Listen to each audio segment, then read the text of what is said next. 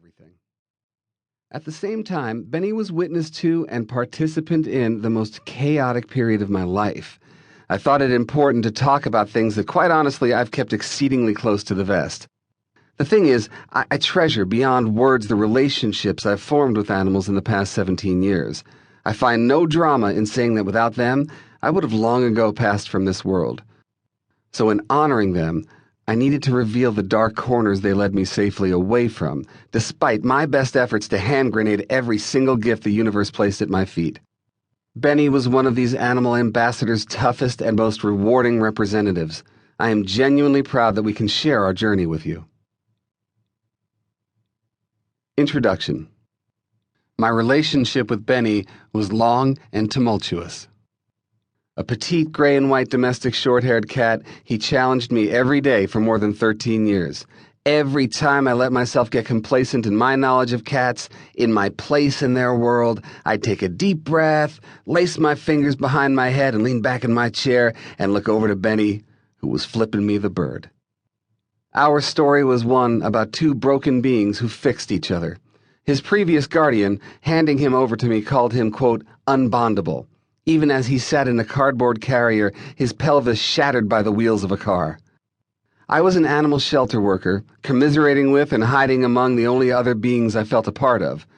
My life as an artist, a songwriter, singer, guitarist, band leader, actor, performance artist, hell, my life as a vital human being was being sucked from me. Having crawled out from the teeth of a nervous breakdown, I resorted to self-medication and a life of social and emotional solitude.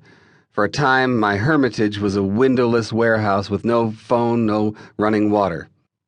It worked for me. I was getting by, pissing in bottles, paying very meager bills, and through an incredible array of addictions, staying necessarily numb. Somehow, during this time, I managed two things: my band and my growing empathic connection with cats. Believe this, I wanted nothing to do with developing a career working with animals. I just wanted the constant chattering in my head to stop. I wanted, as I wrote in one of my many unfinished 20-minute-plus songs, peace from the noise of the city. Just clean litter boxes, scoop poop, facilitate adoptions. But instead I was becoming Cat Boy, the go-to source for what cats were thinking and how we could make their lives better while they stayed with us. Despite the sweaty layer of pharmaceutical shrink wrap that muted my physical, spiritual, and psychological self, I forced myself to read, to study, to observe, to learn. Despite what I didn't want to be, something was growing. And then, the first time I opened that carrier and met Benny's eye, my self-centered fantasy of living the indecently sweet life of one removed from humanity went poof. The challenges Benny presented through our life together were almost constant, whether physical, behavioral, or in that realm of ether that encompasses neither and both.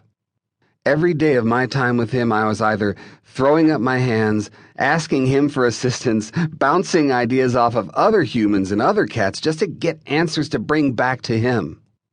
He was aggressive to humans, felines, canines. He would decide to abandon litter box etiquette, seemingly on a whim.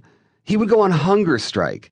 His body language and feline communicative skills were absolutely inscrutable.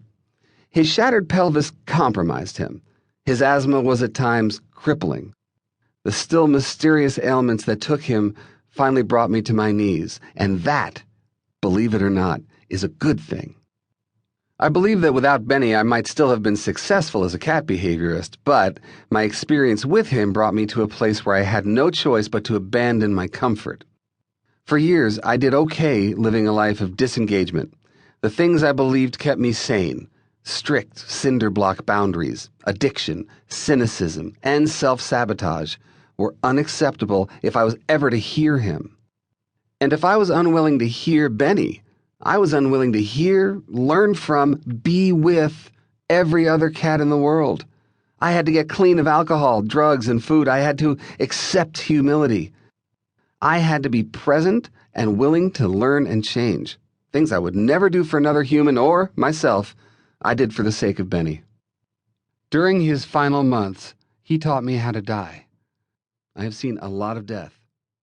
I have killed animals.